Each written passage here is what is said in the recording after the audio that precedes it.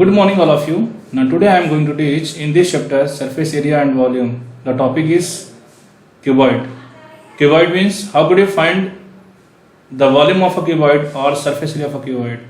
Surface area of cuboid में हमेशा ध्यान दिए there are two types of surface areas. First total and second lateral. In first lecture, I am defining that about the total surface area and lateral surface area. So today we will discuss some questions which was based on a cuboid. So today the first question: find the volume, total surface area, and lateral surface area of a cuboid if the dimensions are 15 metre, 12 metre and 4.5 metre. सबसे पहले आप क्या इसमें सबसे जरूरी चीज है, point है, वो ध्यान देना है कि जो हमारे डायमेंशंस होते हैं लेंथ, ब्रीथ और हाइट, वो मीटर, सेंटीमीटर, मिलीमीटर जिसमें भी दिया हो उसके यूनिट्स क्या होनी चाहिए, सेम होनी चाहिए. ठीक है, डायमेंशन यूनिट सेम होनी चाहिए. ध्यान दीजिए. यहाँ पे देखिए लेंथ, अगर हम लेंथ की बात करते हैं,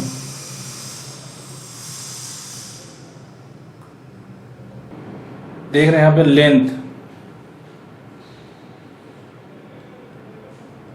लेंथ कितनी है हमारी, 15 मीटर.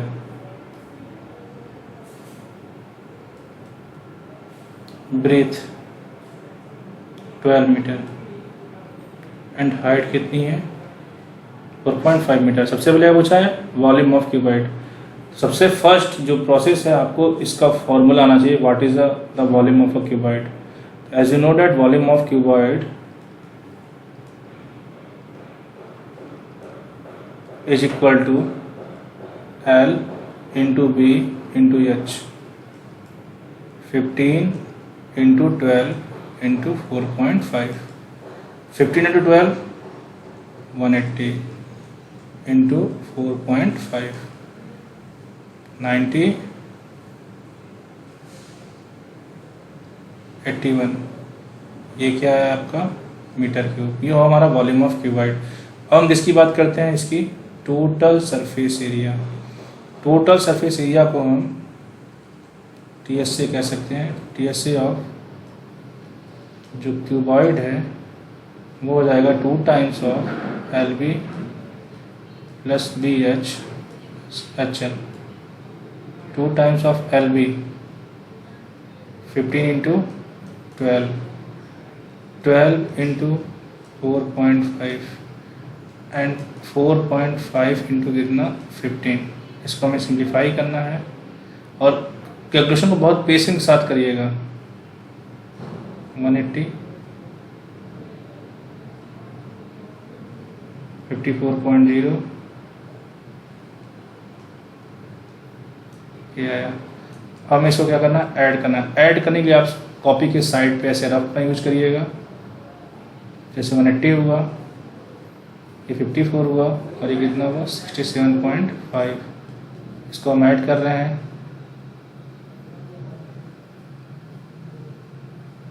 तो ये हमारा आ गया 301.5.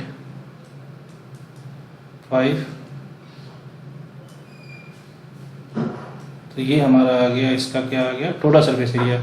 अब हम किस पे बात करेंगे, lateral surface area. Lateral surface area, तो यहाँ से इसको लिखते हैं LSA is the short form lateral surface area. LSA of क्या, cuboid, that is 2 times of L plus B into H. तो 2L plus B, L 15, B 12 and H 4.5. 2 4.5 9 into 27 multiply करने के बाद, क्योंकि इसमें इसका इंटू 9.0 आएगा, तो 9 7 या 63, 18 24. ये क्या हुआ हमारा, LSA of cuboid. In this way you have to find the volume of cuboid, total surface area and lateral surface area. Now second question: find the length of longest pole that can be put in a room of dimensions 10 metre, 10 metre and 5 metre. हम कमरे में एक पोल रखना चाहते हैं, तो पूछा है उस पोल की लेंथ कितनी होनी चाहिए जो कमरे में ईजी में आ जाए. तो सबसे पहले हम देखते हैं कि सबसे ज़्यादा स्पेस कौन लेता है कमरे में. तो डायगोनल की बात करो, डायगोनल की जो डिस्टेंस होती है वो लेंथ, ब्रीथ और हाइट से ज़्यादा होती है. तो तो अगर हम डायगोनल फाइंड कर ले तो लेंथ ऑफ पोल निकाल सकते हैं यहाँ से। तो द लेंथ ऑफ द जो लॉन्गेस्ट पोल हमारा होगा वो क्या हो जाएगा, डायगोनल ऑफ क्यूबॉइड। बिकॉज जो रूम का शेप होता है वह कैसा होता है, क्यूबिडिकल होता है, क्यूबॉइडल होता है। तो इसकी जो फॉर्मूला है वो है L square B square plus H square in square root. तो डैट इज 10 का स्क्वायर प्लस 10 का स्क्वायर प्लस 5 का स्क्वायर। 10 का स्क्वायर आपको कितना हुआ 100, देन 100 और 5 25, स्क्वायर रूट में कितना होगा 225। तो कितना हमारा आ गया 15 मीटर। तो जो लेंथ ऑफ लॉन्गेस्ट पोल कितनी होगी हमारी 15 मीटर होगी। Now third question, how many bricks will be required to construct a wall. एक हम वॉल बनाना चाहते हैं, कितनी ब्रिक्स की ज़रूरत पड़ेगी। जहाँ पे वॉल का डायमेंशन कितना है 13.5 मीटर लॉन्ग है, 6 मीटर आपका हाई है और 2.25 मीटर का है थिक, यानी इसकी thickness. If each brick measures, और यहाँ पे आपका ब्रिक का डायमेंशन दिया हुआ है। तो कैसे हम बताते हैं, ये हमारा डेली लाइफ से प्रॉब्लम है। अक्सर हम देखते हैं कंस्ट्रक्शन होता है और एक ऑलमोस्ट फिगर बताया जाता है कि इतना अमाउंट इतने फिगर पे क्वांटिटी हमारी क्या होगी यूज़ होगी। तो इसके सबसे पहले क्या करो, जो वॉल है उसका वॉल्यूम फाइंड करो। तो वॉल्यूम ऑफ वॉल क्या होगा, वॉल्यूम ऑफ जो हमारा वॉल होगा वो होगा L into B into H, ये होगा। लेकिन इससे पहले आपको ध्यान क्या देना है, हम बात करते हैं लेंथ। तो जो L है आप देखो 13.5 मीटर दिया है और डायमेंशन ब्रिक में कितना सेंटीमीटर में है। तो इसको हम सेंटीमीटर में जब कन्वर्ट करेंगे तो 100 से मल्टीप्लाई करेंगे, क्योंकि 1 मीटर में 100 सेंटीमीटर होता है।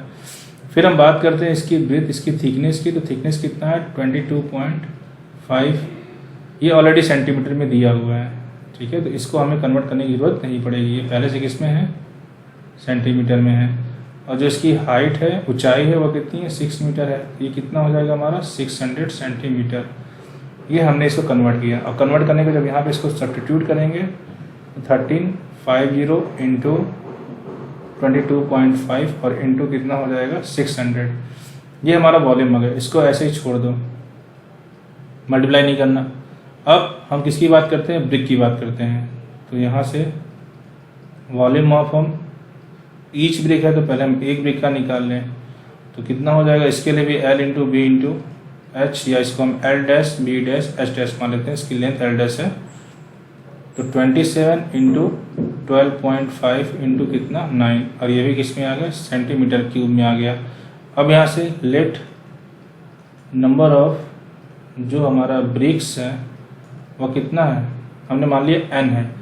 तो जब पूरे ब्रिक का इंटू कर देते हैं एक ब्रिक के वॉल्यूम के साथ, तो हमारी वॉल क्या होगी कंस्ट्रक्ट हो जाएगी। और वॉल का वॉल्यूम कितना है, तो यहाँ से हम कह सकते हैं कि n into volume of 1 brick is equal to volume of क्या वॉल।